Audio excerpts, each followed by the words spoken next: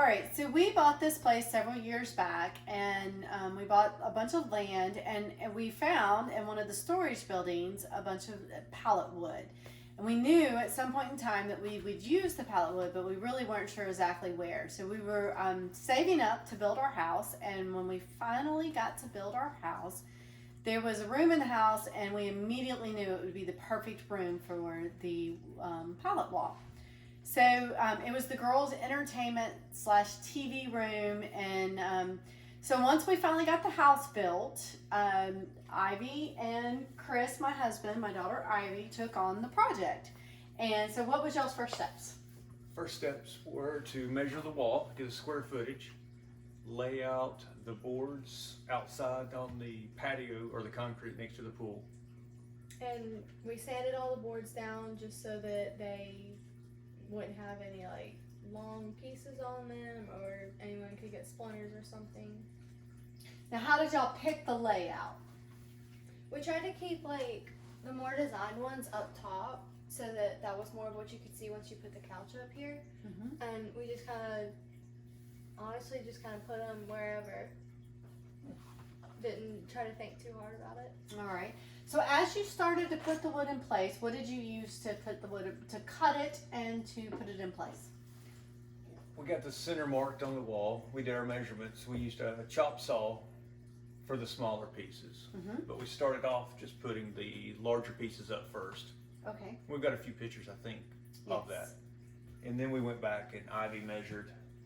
I went and measured all the small pieces and like to make sure that each piece could fit in where they didn't hit or it went crooked or something. Now, what did you use to put it on the wall? We used a wood glue and just a nail gun, 18 gauge nails. All right.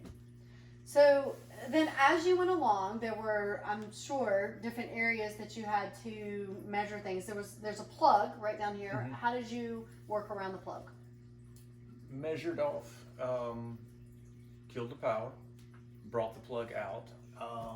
They're about 5/8 boards, so we brought the plug out, reattached the box, and then notched around it for the plug cover. What'd you notch with?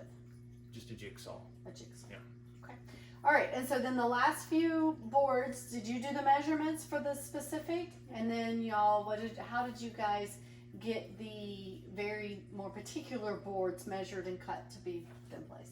Because all the boards were 5.5 inches, so it didn't work out for the top boards and the bottom boards. So we did have to go to the shop and use our table saw. The shop. The shop. We also have a sign shop, so Okay. we had the ability to use a table saw, which we don't have at home.